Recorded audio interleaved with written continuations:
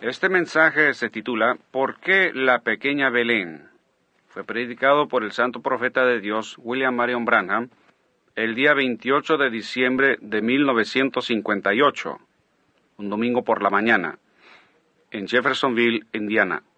El profeta dice así: pudiera verse un poco raro esta mañana el traer puesto mi abrigo aquí en la plataforma, pero yo estaba tan contento de exhibir este hermoso abrigo que la iglesia me dio. Yo vi al hermano Neville aquí el otro día con ese hermoso traje puesto, cómo le quedaba tan bien, y yo pensé, bueno, se le miraba tan bien, y la congregación comentó al respecto. Yo pensé, yo me pondré mi abrigo en la plataforma. Ustedes saben, yo creo que nosotros nunca maduramos. Nosotros siempre... Y yo no quiero madurar. ¿Qué de eso, hermano Luther? No, nunca queremos madurar. Queremos siempre permanecer como niños. El hermano Neville dice: hermano Branham, yo pensé que usted tenía puesto uno de esos atavíos como esos ministros de alta categoría. Yo apenas lo miré de reojo y yo pensé que quizás usted tenía puesto una túnica. Es un cumplido para este hermoso abrigo. Bueno, yo diré, yo sí estaba necesitando uno y es el mejor que yo he tenido. Y yo verdaderamente lo aprecio. Y el hermano Roy Robertson, yo no sé si él está aquí en esta mañana o no, él tuvo algo que ver con la selección y realmente fue una buena selección y nosotros estamos muy complacidos al recibirlo. Y así que nosotros estamos muy contentos de estar de nuevo en la casa del Dios viviente en esta mañana y para gozar de estos momentos maravillosos de compañerismo alrededor de su preciosa palabra. Y ahora muy pronto, si el Señor lo permite, yo tengo que ir a ultramar. Y yo creo que ustedes lo han visto en La Voz de los Hombres de Negocio, que yo voy a ultramar este próximo mes. Y nosotros estaremos solicitando todas las oraciones del pueblo, que ellos oren por nosotros mientras estamos fuera. Pareciera ser que en ultramar mis reuniones son mejores, porque lo reciben mejor allá. En América, yo le estaba diciendo al hermano Mercer que yo escuché primero, él me dio un tocadiscos, y tenía los discos allí de algunos de mis sermones. Yo supe entonces, si alguien me ha de escuchar a mí, tendría que ser la gracia de Dios en ellos, porque yo pensé que yo pudiera hacerlo un poquito mejor. Él está grabando eso también, un poco. Usted puede cortar esa parte, ¿ven? O él está deteniendo la grabadora. Me imagino que al hacer eso lo está cortando. Pero yo les digo, yo estaba tan sorprendido. La peor predicación que alguna vez he escuchado en mi vida es la mía. Correcto, en el disco. Yo me puse tan nervioso que ni siquiera podía cenar. Me enfermé, me levanté de la mesa, no pude dormir esa noche. Y ayer fui a Kentucky con el hermano Wood. Y de regreso yo le dije: hermano Wood, yo no veo cómo yo pudiera hacer que una persona viniera a oírme hablar. Es tan pésima, me repito tanto. Y faltas de gramática y puntuación, no hay nada. Yo no sé. Yo dije, me anima en cierta manera de saber que tiene que ser Dios o nadie viniera en lo absoluto. Eso es correcto. Así que yo estaba hablando con el hermano Collins, me supongo que él está en el edificio, así que yo le dije a él vino y yo le estaba contando acerca de eso. Yo dije, hermano Collins, yo dije, yo casi tengo 30 años como un predicador y yo ciertamente debería de saber lo que es un sermón. Yo dije, eso es lo peor que yo he escuchado. Y él es un ministro metodista y su hermano es un hombre reconocido en la denominación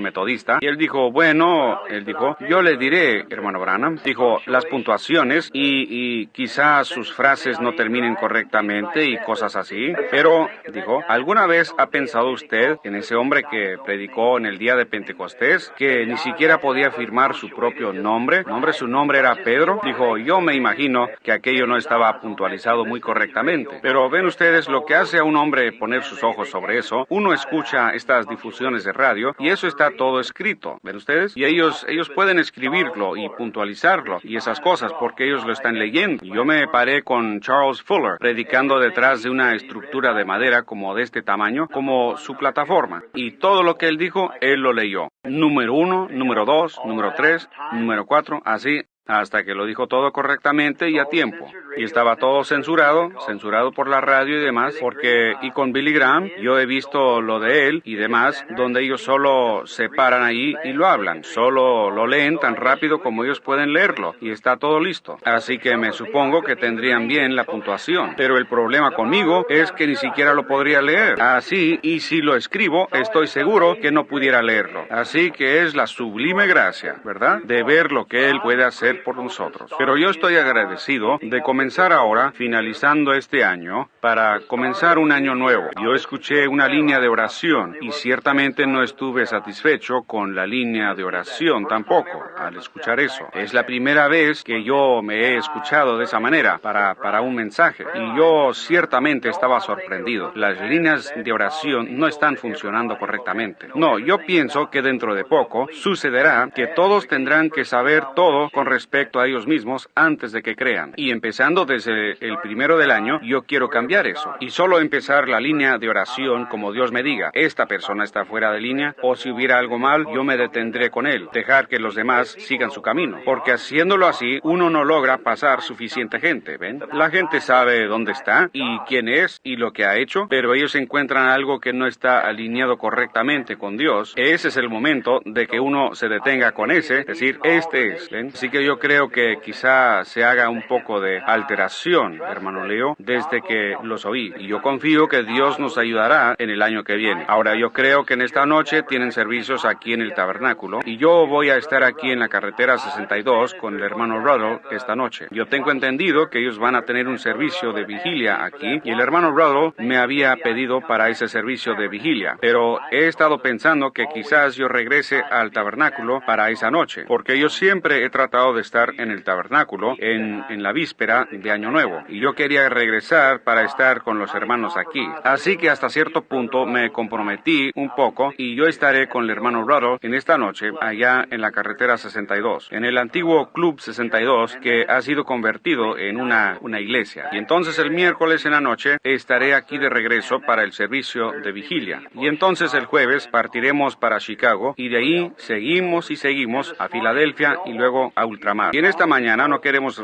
retenerlos por mucho tiempo, porque tenemos las entrevistas y los servicios continuarán. Y diré que desde el último servicio de oración aquí, yo estoy muy agradecido por los resultados que se obtuvieron del último servicio de oración. Ciertamente es una cosa maravillosa lo que nuestro Señor puede hacer cuando su pueblo se reúne. Los que llamarán el nombre del Señor, reuniéndose, yo creo que así es, y orarán, entonces Dios oirá del cielo. Así que vamos a inclinar nuestros rostros solo por un momento mientras miramos hacia Él para que nos dé la inspiración que se necesita para este mensaje. Señor, tú has sido nuestro refugio y fortaleza en todas las generaciones. Nuestros padres antes de nosotros confiaron en ti y no fueron confundidos. Ellos creyeron en tu santo nombre y ellos resplandecieron como luces brillantes. Y nosotros miramos hacia ellos, como ha dicho el poeta, huellas en las arenas del tiempo, nuestras partidas dejan detrás de nosotros huellas en las arenas del tiempo. Entonces vemos que aquellos que confiaron en ti, siempre, sin fallar alguna vez, salieron adelante. Aunque ellos pasaron por muchas aguas profundas y por grandes pruebas y persecuciones, pero aún así, en el fin, tú siempre los sacaste más que conquistadores, porque es tu palabra prometida que tú harías esto. Y nosotros oramos hoy que tú bendigas a esta iglesita. Bendice a su pastor, a nuestro buen hermano, el hermano Neville, y a su familia. Te pedimos que tú seas con él en este año venidero, y lo unjas grandemente, y lo bendigas a él en todo aspecto. Fortalece la salud de su familia, a los pequeñitos que están creciendo. Guarda al hermano Neville fuerte y saludable. Y bendice a esta iglesia y a todo miembro que está en ella. La mesa de síndicos, cómo amamos a estos verdaderos valientes de Dios. Y la junta de diáconos, ellos también son tus siervos valientes. Y a toda la gente que viene aquí, estamos agradecidos por ellos, Señor. Me hace tanto bien a mi corazón al saber que este pequeño pantano lleno de hierbas que estaba en la esquina hace muchos años Ha sido hecho un faro para el reino de Dios. Y yo oro, Dios, que permanezca firme hasta que Jesús venga. Y que muchas almas que han estado aquí, Señor, que aparezcan en aquel día lavadas en la sangre del Cordero. Concédelo. Y mientras abrimos esta bendita palabra tuya esta mañana, Señor, al voltear las páginas para leer de ella un texto, y sabemos que solo tú puedes dar el contexto, y nosotros oramos, Dios, que tú unjas tu palabra y que vaya directamente a los corazones del pueblo para que les haga bien. Haz creyentes de incrédulos y fortalece a los cristianos y sana a los enfermos y dale ánimo al desanimado y recibe gloria para ti mismo. Para hacer esto, Señor, circuncida los labios que hablarán y los oídos que oirán, porque te lo pedimos en el nombre de Jesús. Amén.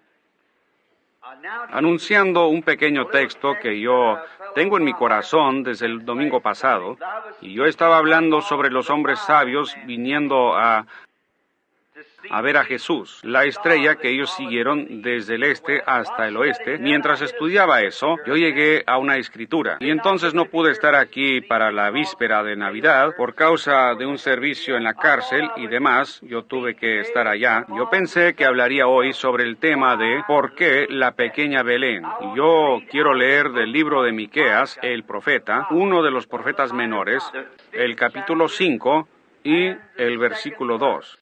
Se lee así: Pero tú, Belén Efrata, pequeña para estar entre las familias de Judá, de ti me saldrá el que será Señor en Israel, y sus salidas son desde el principio, desde los días de la eternidad. Yo tenía una manchita sobre la escritura, por esa razón yo no podía distinguir cuál era la palabra en el momento. De todos los lugares que hay en Palestina, y allí hay muchas grandes ciudades y sus localidades, ciudades que parecieran ser mucho más conocidas en los relatos de la historia y mejor fortificadas, ciudades más grandes. ¿Y por qué Dios escogería la pequeña Belén para ser el lugar del nacimiento de su Hijo?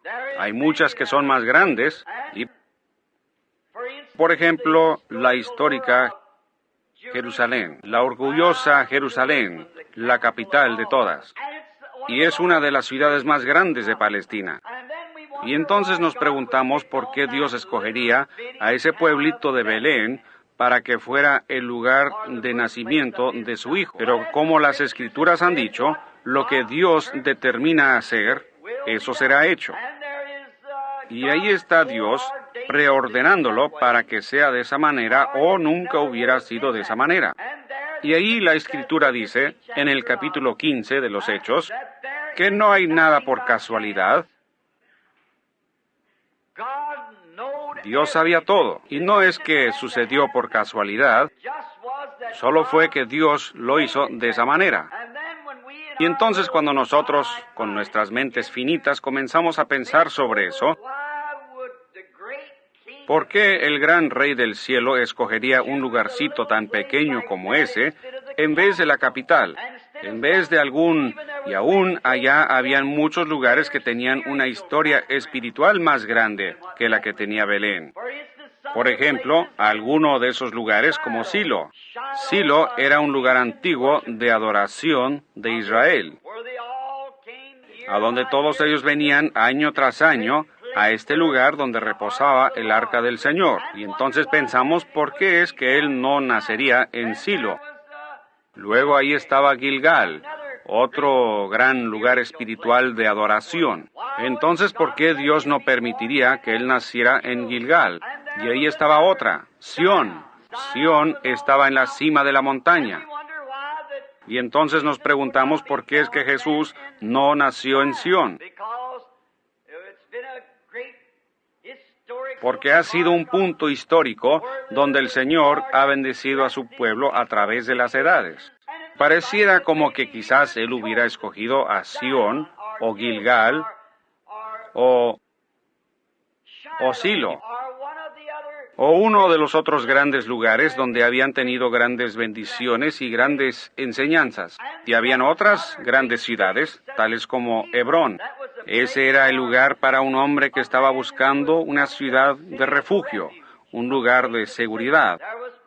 Estaba también Ramot de Galad, otro lugar de refugio a donde la gente podía venir, la cual hubiera sido muy apropiada para que él naciera allí. Y quizá, si yo lo hubiera estado pensando, yo lo hubiera traído a él a Cades Barnea, porque esa era la silla de juicio y un lugar de refugio. Quizás yo lo hubiera traído a esa parte del país para que fuera su lugar de nacimiento. O quizás nosotros le hubiéramos escogido alguna de las otras ciudades. Pero ustedes saben, estoy tan contento que aún las cositas insignificantes en la Biblia significan tanto. Yo creo que fue Jesús quien dijo esto, que ustedes sobrepasan y llevan a cabo los mayores asuntos de la ley más bien, pero sobrepasan las cositas pequeñas. Y algunas veces son las cositas pequeñas las que mantienen unidas las cosas grandes. Pero en todo esto, los engranes están dando vuelta exactamente de la manera que Dios les ordenó que dieran. Den vuelta aquí, nunca habrá uno que falle en dar en su lugar. Dios ha preordenado todas las cosas y tienen que acertar exactamente en ese lugar. Y cuando nosotros obtengamos fe como esa y empecemos a pensar quién está detrás de todo esto, ¿cuál es el engranaje principal que está dándole vuelta a esta gran economía de Dios? Encontramos que es el Espíritu Santo. No ha sido dejado en las manos del hombre el hacer las cosas, pero en las manos del Espíritu Santo. Y Él es el engranaje principal, que si Él puede coordinar el resto de los instrumentos, funcionará perfectamente y mantendrá exactamente el tiempo de Dios. Y entonces vemos eso y pensamos en nuestra mente cuando vemos las cosas grandes y cómo es que las tendríamos nosotros. Y entonces nos da mucha consolación hoy al pensar que quizás seamos un grupito de gente. Quizás nosotros seamos insignificantes para el mundo y para las grandes iglesias denominacionales. Sin embargo, Dios usa esas cositas sencillas algunas veces, porque también está escrito en las Escrituras, no temáis manada pequeña, porque al Padre le ha placido daros el reino. ¡Qué consolación! Que yo sé que así como Jesús tuvo que nacer en la pequeña Belén, así la manada pequeña será a la que el Padre le dará el reino, porque está escrito. Y toda escritura es dada por inspiración y las escrituras no pueden ser quebrantadas. Ellas tienen que cumplirse. Así que nos da esa esperanza al saber que será una manada pequeña la que recibirá el reino. Una pequeña manada fiel de creyentes. Yo estoy confiando que seré uno de esa manada, o estaré en esa manada pequeña, debiera decir. Y entonces nosotros conocemos la historia, casi todos estamos familiarizados con la historia de cómo Israel vino a Palestina por una promesa de Dios. Y sabemos que el gran Josué fue el que repartió su porción a cada tribu. Y ciertamente, si nosotros tuviéramos el tiempo de aquí hasta las 6 de la noche, para quedarnos en este tema, para alinear estas cosas, para obtener el verdadero significado de todo ello, el cual no tenemos, solo como 30, 40 minutos, así que tenemos que hablar solo de los puntos más sobresalientes, confiando que el Espíritu Santo, a ustedes lectores de la Biblia, les colocará el resto de ello en su corazón mientras proseguimos. ¿Sabían ustedes que las porciones, como Josué las repartió en Palestina, fueron dadas por inspiración? Y esas madres hebreas de esos patriarcas, cuando el niño estaba naciendo y ella estaba en dolores de parto para dar a luz al niño, ella emitía el mismo sitio donde esos patriarcas se establecerían y estarían en los últimos días. Habla usted de inspiración, esta Biblia está inspirada. No importa qué tan pequeña, toda pequeña escritura tiene una cosa tan sobresaliente en la escritura, en el gran cuadro. Toda palabra es inspirada. Y de eso depende el destino de las almas. Porque es la palabra del inmortal y eterno Dios. Y aún esas madres, cuando el niño estaba naciendo y ella emitía su voz, los colocaba posicionalmente donde ellos estarían en la tierra prometida cientos de años después. Y Josué, sin saber eso, sin embargo, por la misma inspiración, los colocó exactamente donde ellos debieran estar. Y Josué repartió la porción a Judá. Si notan en el mapa, geográficamente está al oeste de la llanura del mar, a unas cuantas millas al sur de Jerusalén, la capital. Y cuando Judá estaba recibiendo la parte, o su parte mejor dicho, en la tierra, su provincia, nosotros así le llamaríamos, es extraño, pero esta pequeña ciudad, Belén, ni siquiera fue mencionada. Sin embargo, allí estaba, porque Abraham, o yo creo que fue Rebeca quien fue sepultada en ese lugar. Pero solo debió haber sido una pequeña aldea de alguna clase, porque si leen Josué 5, se darán cuenta que habían como 115 ciudades mayores bajo el dominio de Judá, aparte de las aldeas y pueblitos. 115 ciudades son mencionadas. Y quizás cuando fueron divididas, Belén era tan pequeña, quizá solo había una casita o dos, ni siquiera fue mencionada en la herencia. Y entonces nos damos cuenta que realmente nunca llegó a ser conocida. El que la fundó fue el hijo de Caleb, cuyo nombre fue Salma, y él la fundó. La Biblia dice que él fue el padre de ella, lo que significa que él fue el fundador de Belén. En otras palabras, él quizás se mudó allí y empezó algunas clases de negocios y comercio e intercambios, etcétera, que hizo que se desarrollara. Y más tarde hallaremos que la verdadera razón, que todos los demás estaban celosos de esa pequeña porción de terreno, la cual está hacia el norte y este, y se inclina un poco hacia el sur, en ese pico, y era la más fértil de toda Palestina. Era una región de maíz y una región de trigo, y había grandes huertas de aceitunas y demás en ella. En esa parte de Belén, o Palestina, al final de la provincia de Judá. Y hallamos que también llegó a ser la casa de Rahab, la ramera. Cuando Israel había cruzado la frontera del río Jordán a Palestina, nosotros estamos familiarizados con la historia de Rahab la ramera. Ahora, vamos a formar un cuadro de ella en esta mañana por unos cuantos minutos, como una joven hermosa, que por causa de alguna desventura en la vida, había sido obligada en eso, siendo una pagana. Había sido obligada a esa clase de vida que ella estaba viviendo. Y en muchas ocasiones la gente es obligada a la clase de vida que ellos viven. Yo estaba en la prisión la otra noche para ver a un hombre que estaba cumpliendo una sentencia. Y yo lo tomé de la mano y hablé con él. Y yo dije, ¿por qué hiciste una cosa como esa? Y tomándome de la mano, él empezó a hablar. Y él fue forzado a lo que estaba haciendo. Yo dije, porque tú permitiste que eso te obligara a hacer eso. Tú no tienes que hacer eso. Tú, ni ningún hombre tiene que beber. Yo dije, yo mismo soy nervioso, pero no hay necesidad de eso. Y esta joven, después de que ella hubo oído por primera vez de Israel, y de un Dios, que era un Dios que respondía a la oración, no solo un Dios a quien orar, pero un Dios que respondía.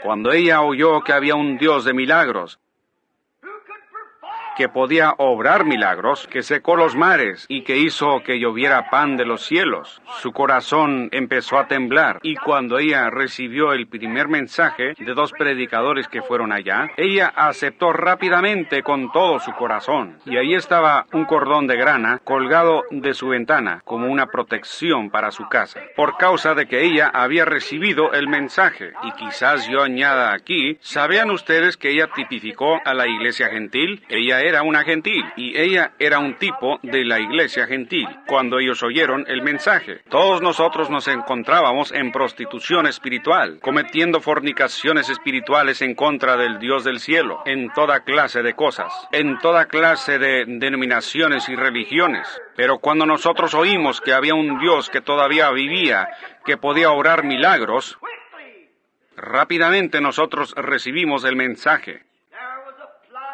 y la sangre del Señor Jesús fue aplicada, la cual hizo el cordón de grana. Y para no entrar en detalles, ustedes saben cómo ella lo colgó de su ventana públicamente. La sangre fue desplegada públicamente. Así tiene que ser desplegada la sangre, colgando públicamente en la parte de afuera del muro, para mostrar que en lo interior algo había sucedido. Así es el verdadero creyente en Cristo esta mañana. En lo de afuera está desplegada la sangre del Señor Jesús, que muestra que algo ha sucedido en lo interior. Y a través de esto, Dios miró hacia abajo cuando la ira cayó y las trompetas empezaron a sonar. Dios vio ese cordón de grana colgando ahí como un memorial. Siempre le ha placido a Él pasar sobre la sangre. Cuando yo vea la sangre, yo pasaré de vosotros. Él la vio. Y cuando el sacudimiento y el Espíritu Santo recorrieron la tierra y derribaron las paredes, como de 20 pies de grueso, ni siquiera una piedra cayó donde el cordón estaba colgando. Eso muestra la protección de un Dios verdadero para un creyente verdadero. No importa en qué condición está usted, cuando Él lo encuentra, si usted solo acepta ese cordón de grana. Se ve por toda la Biblia. Y luego la vemos cuando ella fue aceptada como una de las israelitas. Ella se enamoró de un hombre, el cual era un capitán y un príncipe en Judá. Él era el capitán de los ejércitos de Israel. Su nombre era Salmón, así como el rey Salomón. Y él era el capitán, y ella entró en un gran romance con este capitán, el cual era el príncipe de Judá. Y finalmente se casó con él. Y cuando la herencia fue establecida para los israelitas, ella y su amado esposo vivieron en Belén. Ahora ustedes empiezan a ver esto abrirse. ¿Lo han visto? ¿Ven? Se empieza a abrir cuando vemos que ella vivió en Belén, siendo una novia gentil para un judío. ¿Por qué? Porque ella creyó en un Dios que obra milagros. Y cuando vemos de dónde vino ella, de haber salido de una casa de mala fama, de prostitución, a través de su conversión y de su fe infalible en Dios, eso la sacó de una casa de prostitución a una casa hermosa en Belén. ¡Qué diferencia! Así obra con todos nosotros. De una casa de incredulidad y frustraciones, esos actos inmorales y todo lo demás, a un lugar, una posición en Cristo, lo cual es de lo más hermoso, de lo ridículo a lo sublime. Esa es la diferencia efectuada por nuestra conversión. Y notaron ustedes que ella se casó con un príncipe de la casa de Judá, un capitán. Ese capitán representó a Cristo, que tomó una novia gentil para sí mismo. De lo más bajo de lo bajo al principal y mejor lugar en la tierra, como veremos más adelante en nuestro mensaje, para probar que así fue. Nada más pudiera ser sino eso. Ellos son un tipo de la iglesia gentil. Y encontramos que ellos tuvieron un hogar amoroso en Belén, como Salmón lo había establecido. Y llegó a ser un gran lugar y las tierras fértiles. Y qué hermoso es pensar en esa gran región de trigo allí, que sería el lugar del pan del mundo. Y eso es verdad. Con razón Jesús tuvo que nacer allí, porque Él era el pan de vida. Allí era a donde toda la nación venía por su trigo, toda la nación venía por su maíz, porque fue en Belén donde estaban esas tierras fértiles. Y ven ustedes esa cosita pequeña, diciendo, oh, era la provincia del trigo. Sin embargo, eso significaba algo. Y ustedes pueden ver cómo el príncipe gentil, o este príncipe judío, llevando a su novia gentil de regreso hacia Belén, como un lugar donde establecerse. Un lugar para vivir donde había pan en abundancia. Encontramos que a través de este gran romance y la gran obediencia de fe de parte de Rahab la ramera, ella dio en nacimiento un hijo a Salmón, y su nombre fue Booz. Y todos nosotros estamos familiarizados con otra gran historia atada ahora a este eslabón. Y Booz nació en Belén de Salmón y Rahab la ramera. Y nosotros Encontramos que años más tarde, después que Noemí había dejado el país y se había ido a peregrinar con los moabitas, y cuando ellos la habían tratado mal, y ella se había separado del compañerismo de los demás creyentes, se había asociado en una condición caída, en otra tierra, entre otro pueblo. En otras palabras, ella había dejado la verdadera iglesia para irse al mundo por un tiempo, para unirse a una iglesia social que creía que cualquier cosa estaría bien. Ahí ella perdió a su esposo. Y no siempre tiene que ser una muerte física. Usted pudiera perderlo en una muerte espiritual o perder su esposa. Es mejor permanecer en buen terreno. Usted mejor se debiera quedar donde sabe que está cubierto por la sangre, a pesar de cómo se miren los demás, qué tan grandes son, qué tan buenas torres tienen ellos en sus iglesias, o cómo suenan las grandes campanas. Es mejor que usted se quede donde la sangre cubre el pecado del pueblo. Puede ser que se pierda el uno o el otro, y, sobre todo, pudieran perder al Señor Jesús y ser dejados fuera. Y entonces encontramos que después que sus hijos habían muerto, ella había perdido a los dos, y ella regresó porque no había avivamiento del Espíritu en la ciudad en ese tiempo. Oh, cómo me gustaría descansar aquí por unos minutos. Cómo me gustaría empezar de nuevo aquí y mostrarles. No importa cuántas iglesias han retrocedido, permanezca debajo de la sangre. Ese es el lugar donde morar. Adentro o afuera, arriba o abajo, en las buenas o en las malas, lo que pudiera suceder, permanezca debajo de la sangre. Pero Noemí pensó que sería mejor ir allá y unirse con otro grupo, porque ellos estaban teniendo problemas. Pan espiritual, no había pan espiritual allá.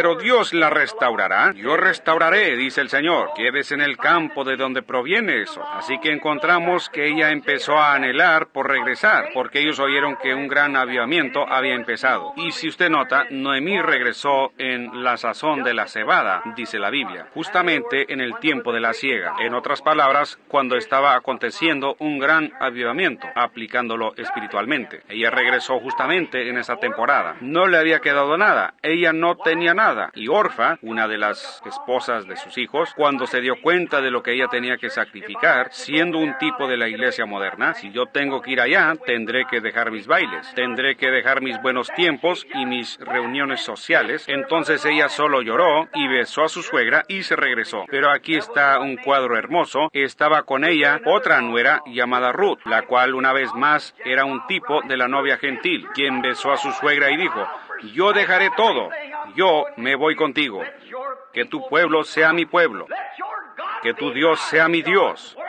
Donde tú mueras, ahí moriré. Donde seas sepultada, ahí seré sepultada. Eso es lo que Dios quiere. No es aquello fronterizo a la mitad del camino, pero un rendimiento absoluto y completo al reino de Dios. Ella la besó. Y entonces Noemí dijo para desanimarla: tú mejor deberías regresar a tu pueblo. Yo estoy vieja y ya no hay más hijos en mí. Y la ley era que ella tenía que esperar por un hijo. Y dijo: ya no hay más en mí, y si yo tuviera un esposo y tuviera un hijo, tú también serías demasiado vieja para casarte con él. Así que mejor regrésate a tu pueblo. Pero Ruth dijo: yo no regresaré. Fe arraigada y fundada, fe perfecta había bajado al corazón de Ruth. Y ella dijo: yo me voy contigo. Y ella se aferró de ella. Se agarró de ella. Yo voy a estar donde tú estés. Me gusta eso. Y nosotros estamos familiarizados con la historia mientras prosigue. Como este gran Booz, el cual era el señor de la siega, era en el tiempo de la siega, y él era un pariente de Noemí. Y cuando se encontró a Ruth allá en la misioncita espigando, cada espiguita que ella podía recoger, que tenía algo de trigo, ella la recogía, porque era vida. Booz, siendo el señor de la siega, mandó que sus segadores dejaran caer un manojo de vez en cuando para ella, y ella lo recogía con gozo. Y entonces ese día ella desgranó un delantal lleno. Y cuando salió Booz, el señor de la siega, y vio a Ruth y vio su fidelidad, él se enamoró de ella. Observen, a Booz representar a Cristo. ¿Dónde estaba él? En Belén. ¿A dónde vino Ruth? A Belén. ¿En dónde estaba espigando ella? En Belén. ¿Ven todos estos detalles espirituales hasta aquí? La trayectoria de esta gran escena que está tomando lugar, Dios sabiéndolo desde el principio. Y ella le empezó a preguntar a su suegra qué es lo que ella debía hacer. Y finalmente Ruth se casó con Booz, otra vez una gentil casada con un príncipe en Judá. Y se estableció y vivió en Belén. Pero tú, pequeña Belén, ¿qué no eres tú la más pequeña entre todas las principales ciudades de Palestina? Pero le ha placido a Dios, cuyo conocimiento y cuya salida es desde la antigüedad, desde el principio, para que su hijo naciese ahí. Él sabe todas las cosas y él lo obra todo para el bien. Y ahí Ruth se casó con Booz. Y cuando se casaron Ruth y Booz, si tuviéramos tiempo para entrar en esa gran historia, la cual es una de las más grandes escenas de amor en todas las edades, cuando Ruth y Booz se casaron. Y recuerden, paremos aquí solo por un minuto. Es tan hermoso para sobrepasarlo. Ruth era una gentil. Ella no tenía herencia con los judíos, así como nosotros, los gentiles, no teníamos herencia. Así que Noemí realmente era la heredera. Así que ella había perdido todas las propiedades que tenía en el principio. Todos sus bienes habían sido vendidos en una subasta pública. Por lo tanto, ella había sido excomunicada y se había ido. Ahora, cuando ella regresó, solo había una persona que podía redimir su herencia perdida. Ese era su pariente cercano. Y Booz sabía esto, así que él tenía que obrar de alguna manera para obtener a esta muchacha gentil por esposa. ¿Y qué es lo que tenía que hacer? Él tenía que comprar todo lo que le pertenecía a Noemí para poder obtener estos bienes. Y Ruth era parte de lo que le pertenecía a Noemí. Y el único hombre que podía comprarlo tenía que ser una persona que era pariente, un pariente cercano. Esa era la ley de redención. Y la única manera en que Cristo pudo haber comprado la herencia de la recaída de Israel era llegar a ser un pariente. La única manera en que Dios podía redimir a la raza humana era que Dios mismo tenía que hacerse carne. Y Jesús fue Dios hecho pariente para la raza humana. Él era Emmanuel. Él llegó a ser pariente. Él no tomó la forma de ángeles, pero la forma de un siervo que lavó los pies y vivió. Y las zorras tenían cuevas, y las aves del cielo tenían nidos, pero él ni siquiera tenía un lugar para recostar su cabeza. Él comió, él bebió, él lloró, él se rió, así como cualquier hombre.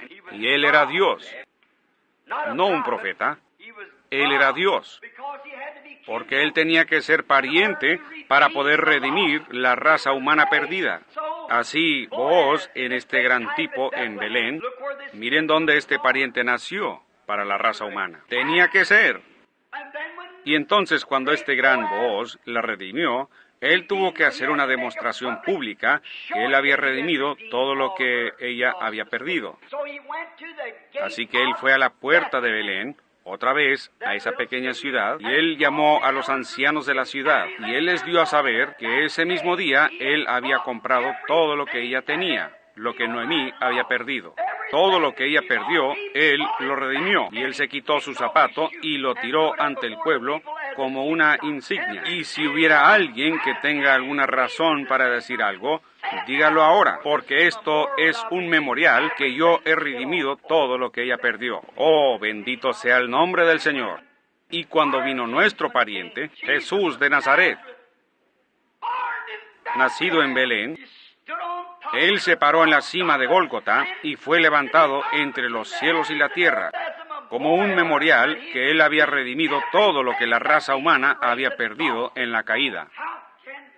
¿Cómo puede el hombre despreciar sanidad divina y los poderes de la resurrección del Señor Jesús, cuando en el Calvario fue hecha una insignia pública, que yo he redimido toda la raza humana y todo lo que han perdido? Redimió nuestra alma, redimió nuestro cuerpo, redimió todo lo que nosotros perdimos en la caída. Nuestro pariente redentor vino y fue hecho carne, y habitó entre nosotros, y ofreció la insignia y dijo, consumado es. ¿Qué se consumó? Todo está consumado. Nosotros solo vamos caminando directamente a nuestra herencia. Y mientras los días van pasando, nosotros vamos caminando cerca y más cerca. Booz y Noemí, después de haber estado casados por algún tiempo, ellos engendraron un hijo, el cual añadió al linaje, y ese fue Obed. Y él también engendró un hijo, el cual fue Isaí. E Isaí tuvo 8 hijos. Y fue el gran profeta Samuel que vino con el cuerno del aceite. El gran profeta que fue con Isaí y dijo, Dios ha escogido a uno de tus muchachos para gobernar y servir a mi pueblo. Y fue del otro lado del campo, en un pequeño corral para las ovejas, de donde un muchachito rubio, flaquito, fue traído. David, el más viejo, el más joven. Y Samuel derramó el aceite de unción sobre él, en la presencia de todos sus hermanos y de los que estaban presentes. Y probó que Dios lo había ungido rey. ¿Dónde fue eso? En Belén. Gloria a Dios en las alturas. Con razón. Fue Belén donde él fue ungido como rey. Y fue en Belén donde nació David. Y su gran hijo, Jesús, también tuvo que nacer en Belén, porque había tal unidad entre los dos, como padre e hijo. Este gran hijo no solamente fue el hijo, él fue la raíz y el linaje de David. Él fue aún antes de David, él será después de David. Él fue de la eternidad hasta la eternidad. Pero de acuerdo a la carne y todas las cosas que tenían que ser cumplidas, él era el hijo de David. Él habría de nacer años después en esta misma Belén, en esta pequeña ciudad abandonada. Pero todo el tiempo allí, ¿notaron? Que estaba obrando un gran misterio poderoso que nadie parecía entender. Esa es la misma cosa que existe hoy en la Belén de Dios. Está obrando una señal misteriosa, pero parece que nadie la entiende. Es algo que va por encima de la cabeza de la gente. Parece que ellos no lo captan. No importa qué se ha hecho o qué se dice, y la parte misteriosa de las cosas que se han hecho, la gente dirá, oh, bueno, me supongo que todo está bien. Y siguen adelante, pero ellos no lo entienden. Ellos no lo pueden captar, no lo pueden obtener. Y eso es lo que Dios estaba haciendo en Belén, en Judá. Él está obrando, todas estas cosas pequeñas se están moviendo hasta llegar a una gran culminación. David, cuando él fue ungido rey, siendo un muchachito. Él era rubio, pero algo debió haber estado en él que a Dios le pareció real. El más pequeñito, el más pequeño de la familia. Los demás muchachos eran hombres grandes, finos, y se verían bien con los mantos y con una corona sobre su cabeza. Pero Dios enseñó lo que él miraba, no la apariencia exterior, pero lo interior de un hombre. Él miró a su corazón, y él sabía lo que había en el corazón de David. No importaba cómo se le miraba la corona. Él estaba buscándose un hombre que fuera conforme a su propio corazón, y David sería un hombre conforme a su propio corazón. Por eso fue que él vertió el aceite de la unción, o mandó que fuera vertido sobre David, el cual el nombre de David significa amado. Y años después, eso fue representado muy bien en Jesús, el amado, el hijo de David, quien habría de venir a cumplir todas las cosas que habían sido prometidas. En esta pequeña ciudad de Belén fue donde estas cosas sucedieron, y fue en las mismas colinas de Judea donde David había apacentado sus ovejas. Muchos años después, ahí fue donde los ángeles cantaron su primer villancico en las colinas de Judea, mirando hacia Belén. El primer villancico: a vosotros os ha nacido en la ciudad de David Cristo el Señor. Cuando estos ángeles aparecieron por primera vez para cantar, no fue en Jerusalén, la iglesia grande, ni tampoco fue en Gilgal, ni fue en Silo, donde ellos siempre habían tenido toda su adoración denominacional, pero fue en la pequeña Belén, donde el Espíritu de Dios se había estado moviendo de una manera misteriosa, trayendo algo. Fue allí a donde Cristo tenía que venir. Fue exactamente en esa misma pequeña ciudad, donde nació un rey, donde una madre virgen dio a luz a su primer hijo. Le dio refugio y techado en su pequeña fortaleza al Rey de Reyes y Señor de Señores, donde no solamente vino Samuel a derramar el aceite de la unción, sino que Dios lo derramó sobre él y sobre el mundo. Cristo el Señor. Los ángeles anunciaron su venida y cantaron a los pastores en las colinas, quienes siguieron al rey David años antes. ¿Ven el misterio de Dios? ¿Qué tan grande es? Él nació en esta gran región de trigo, que del trigo vienen los principios básicos de la vida. Y Él era el pan de vida. Yo soy el pan de vida. El que come mi carne y bebe mi sangre tiene vida eterna. Y nunca morirá o vendrá a condenación, mas ha pasado de muerte a vida. Belén en inglés es Bethlehem. El nombre Bethel, B-E-T-H, Beth como palabra hebrea significa casa. E-L es Elohim, es una abreviación. Elohim significa Dios. B-E-T-H, Beth, E-L es Elohim, el cual es Dios. La casa de Dios, donde es colocado el pan de vida. E-L, H-E-M, terminándola y poniendo la L con la E, significa barra de pan en el hebreo. El Hem. E-L es Dios Elohim. B-E-T-H es pan, o sea, B-E-T-H es casa. E-L es Elohim abreviado. Entonces, E-L, H-E-M, es pan. ¿Qué fue él? La casa del pan de Dios. La casa del pan de Dios. Casa, Beth, Elohim, Dios, Elhem, pan. La casa del pan de Dios significa Bethlehem. ¿Dónde más podría él haber nacido sino allí? Pero fue ocultado de todos menos al profeta. Él dijo, él saldrá de Belén. Ellos estaban buscando en Jerusalén, estaban buscando en la gran Silo, estaban buscando por todas partes, pero él salió de Belén porque era la casa del pan de vida de Dios. Él es la canasta del pan de Dios para el mundo. Ahí estaba, nacido en Belén. Él no pudo haber nacido en ninguna otra parte. Podrían haber muchas cosas grandes. Yo estaba estudiando esta semana de los distintos aspectos espirituales de esto, el por qué tuvo él que nacer en Belén. Cuando yo toqué estos puntos, el Espíritu Santo me arrebató y yo dije, oh Dios, eso es suficiente. Ahora lo veo. Él no pudo haber nacido en otra parte, sino en Belén. Era el lugar del pan de la nación. Era el pan de toda la casa de Israel, el que salía de ahí. Él era el pan de vida que descendió del cielo, el maná espiritual.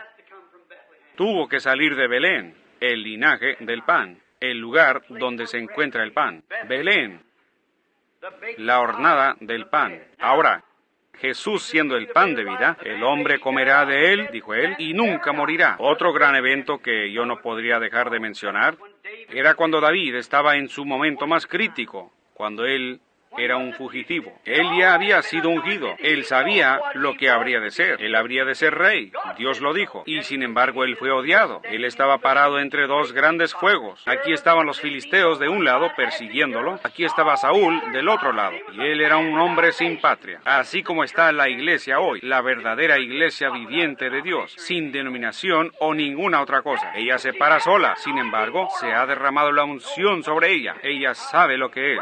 ¿Cómo puede llegar a cumplirse? El diablo en ambos lados persiguiendo a David. Él se había refugiado en fortalezas, en el desierto y en cuevas, tratando de esconderse, con una pequeña banda de guerreros fieles, solo unos pocos creyendo como él. Pero esos hombres creyeron a Dios, que ese sería el rey. Así son los creyentes de hoy, que están escondidos de lugar en lugar. Pero sin embargo, ellos saben quién viene para ser rey. A mí no me interesa quién va a ser presidente. Sabemos que él viene y se mira más lejos que nunca. Cuando la ciencia está tratando de gobernar y dicen que pueden hacer un hombre, que pueden hacer esto y que ellos pueden tomar un conejo y sacarle polen y hacer otro conejo y demás, tratando de desaprobar la palabra de Dios. Sin embargo, hay un pueblo que cree en Dios que se para tan firme como siempre. No importa lo que venga o vaya, ellos todavía creen en Dios. Dios es verdadero. Ellos se aferran de las manos incambiables de Dios, en medio de batalla, en medio de lágrimas, en medio de enfermedad y muerte y de todo. Ellos aún así se aferran de la mano incambiable de Dios. Ellos saben que Él viene como rey. La gente hoy se ríe y hace burla de ellos y los llaman aleluyas, los llaman todo lo que quieren, pero esos guerreros de Dios se paran fieles en el puesto del deber. Pudieran llamarlos el grupo sanador, pudieran llamarlos montón de fanáticos o lo que desean. Ellos se aferran a ese rey. Ellos saben que Él viene en poder. Aunque los demás tomen su nombre en vano, se burlen y se mofen del pueblo quien cree en Él, llamándolos desechados, escoria.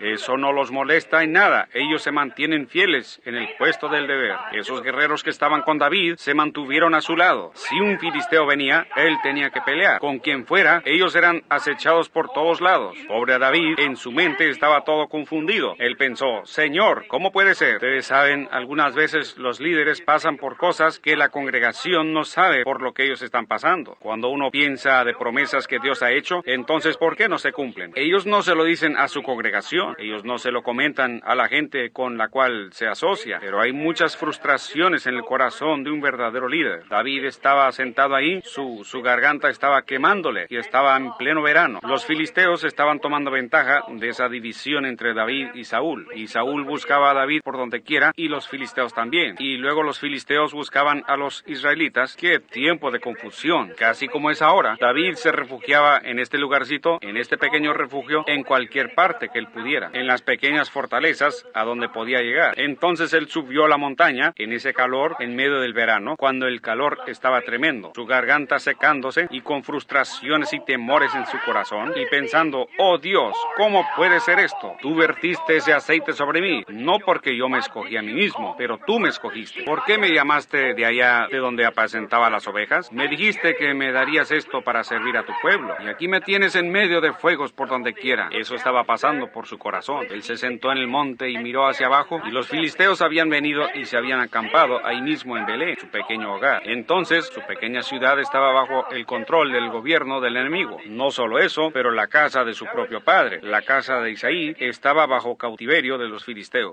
Ahí estaba su propia nación, su propia iglesia, en contra de él. Aquí estaba el enemigo con el que estaba peleando. Aquí está la gente de la iglesia con quien él estaba peleando. No porque él quería, pero porque él fue forzado a hacer eso. Y muchas veces nosotros somos forzados a hacer cosas y a decir cosas que nosotros no queremos decir como real líder espiritual. Pero él es forzado a hacer eso. Él tiene que escoger un lado y mostrar sus colores. Yo tomaré el camino con la minoría despreciada del Señor, dijo el escritor del himno. Así que ahí estaba él, en ese día caluroso, sin duda caminando para atrás y para adelante, y mirando hacia abajo a través de ese extenso valle, como de 25 millas para ir y venir. Ahí estaba la casa de su propio padre, en cautividad por los filisteos. Ahí estaba Saúl al cruzar al otro lado, y aquí venía sentado en medio de los dos partidos, ¿ven? Para tomar su lado, viendo este tiempo tan tremendo cuando Israel estaba toda quebrantada. La iglesia se dividió en diferentes denominaciones, por así decirlo. Aquí estaba parado David sin saber qué hacer. Sin embargo, sabía que sobre él estaba la unción. Ellos sabían que la unción estaba ahí. Ellos sabían que David iba a ser rey. Aleluya. Nosotros sabemos quién va a ser rey. No importa quién va a ser presidente. Él será rey. Yo sé que se necesita algo para pararse, pero Dios me ayude a cerrar mis ojos a las denominaciones y a todo lo demás, y fijarme en ese cuadro espiritual de más allá, que Él es el rey venidero. Yo le serviré a Él. Si es muerte, que muera. Si es mi familia, si son mis amados, si es mi denominación, si es cualquier cosa, que pueda servirle a Él. Yo me quedaré con Él. Esos son los guerreros de Dios, como los que estuvieron con David, que tenían sus manos sobre sus espadas, dispuestos a caminar en cualquier momento. Así es como caminan los guerreros de Dios, listos. El enemigo dice, tú tienes que tomarte un traguito para ser sociable. Yo no tocaré tus cosas inmundas. Amén. Ahí está el enemigo, ahí está el guerrero. Oh, ¿por qué no renuncia usted esa cosa de aleluyas que usted cree? Yo creeré en Dios, yo me quedaré fiel. Ahí lo tienen, ahí están los guerreros. Oh, ¿qué quiere decir? No hay tal cosa como sanidad divina. Eso es lo que piensa usted. Yo sé mejor, ¿eh? No hay tal cosa como el bautismo del Espíritu Santo. Esos días han pasado. Eso es lo que piensa usted. Yo ya lo he recibido. Usted ha llegado demasiado tarde para decirme algo al respecto. Ellos sabían que la unción estaba sobre ese muchachito rubio, y ellos sabían que él iba a ser rey. Pero David estaba frustrado en su propia mente. Yo puedo imaginarme. Solo observémoslo por un minuto. Se regresa allá, se sienta y mira hacia abajo y piensa. Mi propia amada ciudad Belén. Mírala ahí, donde las grandes cosas de Dios han sucedido. Donde el padre de mi padre, de mi padre, de mi padre nació. Donde mi tatarabuela allá pronunció en el tiempo del nacimiento de Judá, de cuya tribu yo soy. Que más allá está algo sobrenatural. Ella pronunció su lugar y Josué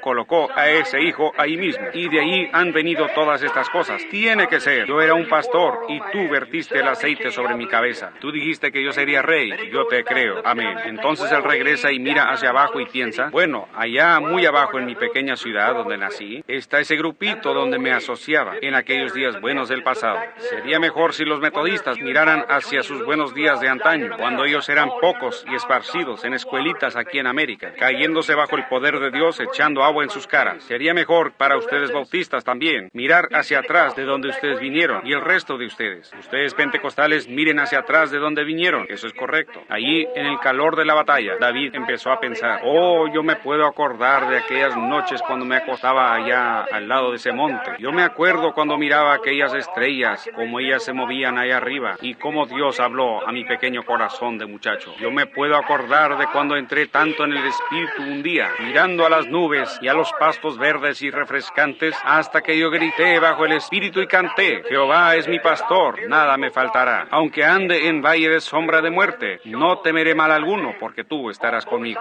Oh Señor, aquí estaba Él en las meras quijadas de la muerte en ese momento, en ambos lados. Aunque ande en valle de sombra de muerte, esos buenos días antiguos, cuando el Espíritu estaba conmigo, cuando Dios estaba conmigo, yo entoné sus alabanzas, yo me gocé en Él. Yo recuerdo en una ocasión en que vino un león una mañana y atrapó a una de mis ovejas, y el Espíritu de Dios vino sobre mí, y yo fui y lo agarré y lo corté en pedazos. Yo me acuerdo de aquella liberación. Oh, yo me puedo acordar de esa tarde un poco antes que el sol se metiera. Un oso vino y atrapó a una, y yo lo maté. Esas grandes liberaciones. Yo recuerdo cuando entoné sus alabanzas en los días de mi juventud, cuando yo apacentaba a mis ovejas. Oh Dios, regrésame a ese lugar, regrésame a mi primer amor, regrésame y dame mi cayado de pastor, dame ese rebaño de ovejas otra vez. Permíteme andar por allá solo para adorarte. Eso, algunas veces pensamos eso, pero estamos en el calor de la batalla. Algo tiene que hacerse. Nosotros fuimos muchachos en una ocasión, ahora nosotros somos hombres adultos. La batalla está en marcha. Yo recuerdo cuando el acerrín estaba todo pisoteado en el piso y la gente clamaba y gritaba, y de tanta gente que había, uno no se podía acercar por ningún lado, pero no es así hoy en día. La batalla está rugiendo. Oh, ya no es William Branham, el muchachito predicador. Uno tiene que producir algo. Sí, señor, tiene que haber algo diferente.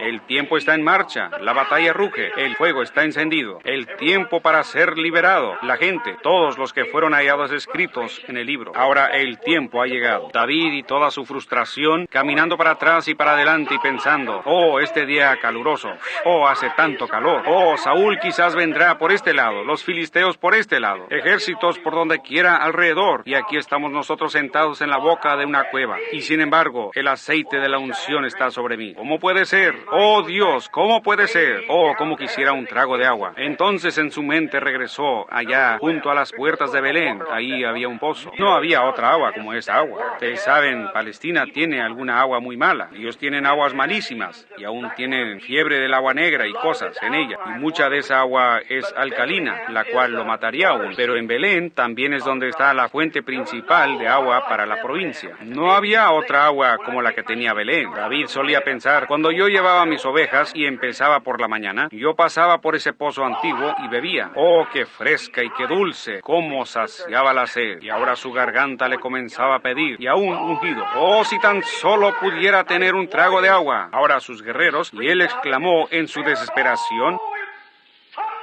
oh, si alguien me trajera un trago otra vez de aquel pozo antiguo de allá en Belén. Oh, después de haber soñado de todos los días de su juventud y de las victorias, y luego verlo aquí en el lugar donde él estaba sentado en medio de los fuegos. Él exclamó, oh, si alguien pudiera traerme agua de Belén. Ahora sus guerreros no podían interpretar su pensamiento, pero hermano, ellos lo amaban con todo lo que estaba en ellos. El menor de sus deseos era un mandamiento para ellos. 3 de sus poderosos guerreros sacaron sus espadas, se escabulleron del campamento y se abrieron camino a espada por 25 millas. David, al irse ellos, sin duda pensó, ¿dónde están ellos? ¿Qué han hecho? ¿A dónde fueron ellos? ¿Sabían que estaban arriesgando su vida? Ellos estaban en medio de las quijadas de la muerte, a través de una línea de 25 millas, emboscadas por donde quiera, y las espadas resplandeciendo y los escudos retumbando. Pero su hombre, su hermano que ellos creían que sería rey, deseaba un trago de agua. Oh, hermano, me pregunto si los guerreros de hoy estarán dispuestos a abrirse camino a través del formalismo, dudas e incredulidad, para refrescarse en la presencia del Señor y sus deseos. El menor de tus deseos, si es África, India, si es por la calle, donde quiera que sea, el menor de tus deseos, Señor, es mi mandamiento. La muerte no significa nada para mí, ni popularidad, lo que soy, lo que seré. No significa nada, Señor, solo para cumplir tus deseos. Esos son los guerreros que están parados al lado de Él, y ellos me llaman aleluya. Si mi nombre es escandalizado, si ellos me dan un puntapié en la calle, eso no interesa. Tu deseo es mi mandato. Ese es el real soldado. ¿Qué hicieron ellos? Ellos pelearon abriéndose camino hasta que llegaron a ese pozo. Sacaron agua con el cántaro, y ahí venían de regreso, peleando, cortando su camino a izquierda y derecha hasta llegar a la presencia de David. Dijeron, aquí lo tienes, mi Señor. Oh, Señor. ¿Qué? Un hombre que estaba en desgracia, un hombre que era odiado por la iglesia, un hombre que era odiado por el rey, un hombre que era odiado por los filisteos, un hombre que era odiado casi por donde quiera, pero un grupito que lo seguían sabían que él era el rey venidero. Hoy, yo sé que nosotros cantamos grandes alabanzas, edificamos grandes iglesias, tenemos grandes himnos y demás cosas, nosotros así le alabamos, pero Jesús dijo, en sus corazones ustedes están lejos de mí, porque ustedes enseñan como doctrinas los mandamientos de hombres. Deje que el Espíritu Santo venga y haga algo en su iglesia, mostrando la presencia de Jesucristo, ellos lo echarán a uno por la puerta. En vano me adoran,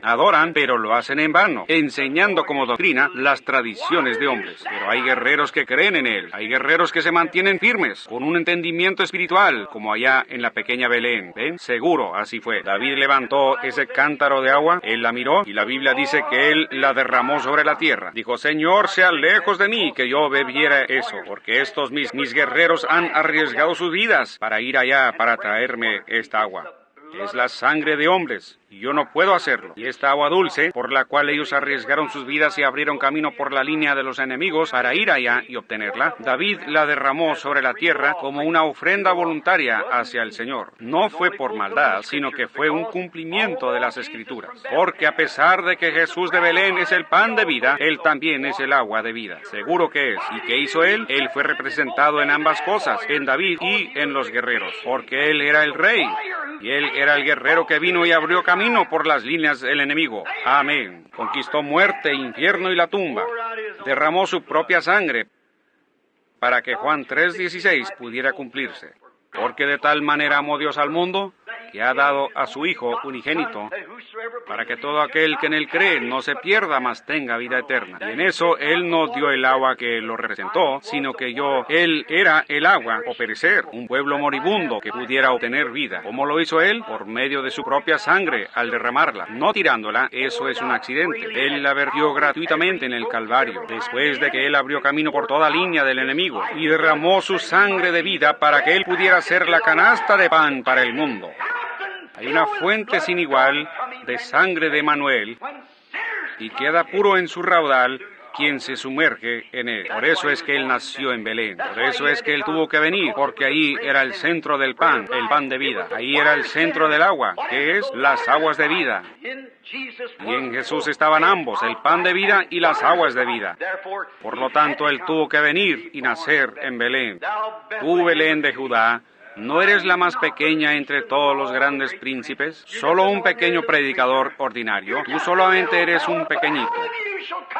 Pero de ti saldrá el Señor que es desde la antigüedad, desde los días de la eternidad. Tus salidas han sido desde el principio, desde los días de la eternidad.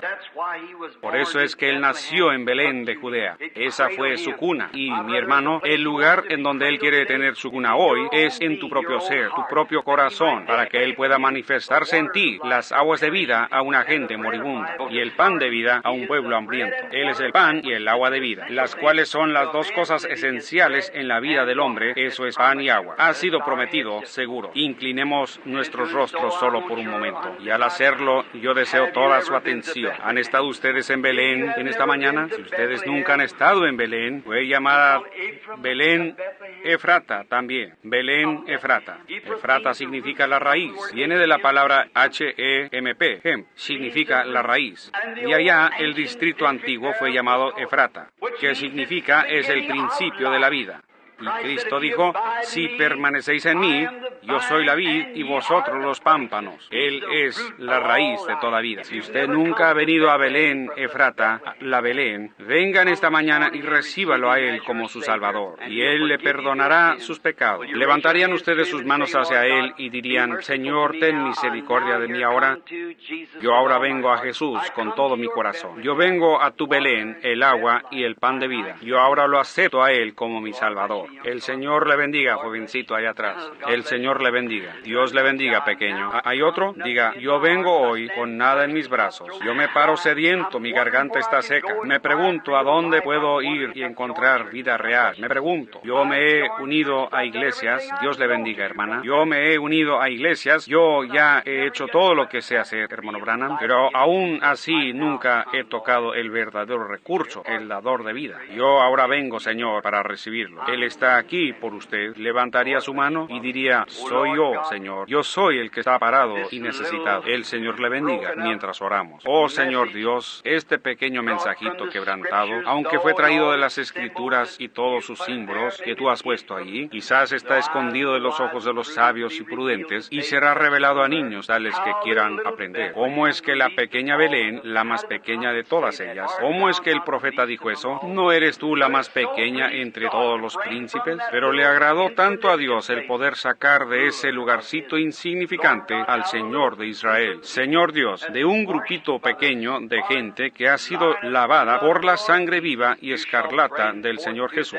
Tú traerás, Señor, a ese grupo en algún lugar a través de este mundo a Cristo otra vez, que regirá todas las naciones con una vara de hierro. Te ruego, Padre Dios, que tú seas misericordioso con cada uno de nosotros que estamos presentes hoy y que nosotros vengamos a tu Belén. Oh, vengan todos los fieles. Nosotros hemos estado cantando, ven a Belén. Y Señor, permite que ellos puedan ver que no es ir a una pequeña ciudad allá, que en una ocasión fue en símbolo, pero es ir a la realidad, Jesucristo, el pan de Dios y el agua de vida. Y estos quienes levantaron sus manos, recíbelos en tu reino ahora mismo, Señor, porque es por su fe que ellos lo reciben a Él, es por fe que ellos levantaron sus manos, y es por fe que yo creo que tú los recibirás. Guárdalos, Señor, en Belén, de donde ellos nunca se extraviarán, ni se irán como Noemí, pero que si los tiempos se ponen difíciles, concede que ellos se queden allí en Belén. Les irá mejor en el transcurso del tiempo. Concédelo, Señor. Ahora yo oro que tú seas misericordioso con aquellos que están enfermos y afligidos. Están aquí algunos, Señor, que necesitan tu toque sanador.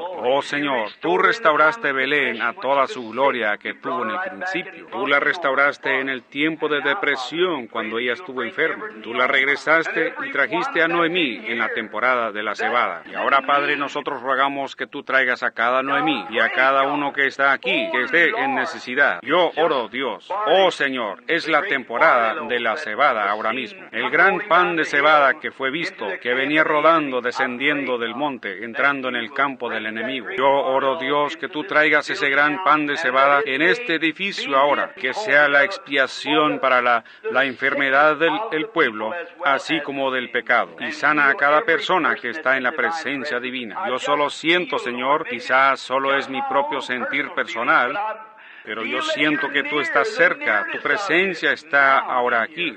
Creo que tú estás aquí. Yo no digo esto solo a causa del pueblo. Tú que conoces el corazón del hombre, yo oro, Señor, que de algún modo ellos capten la visión en esta mañana como esos guerreros. Que tu gran omnipotencia, tu gran poder, tu gran presencia,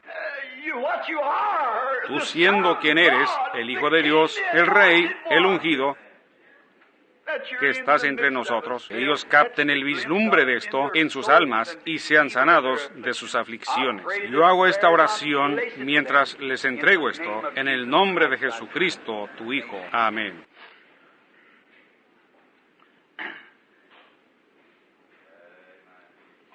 Yo creo en Dios.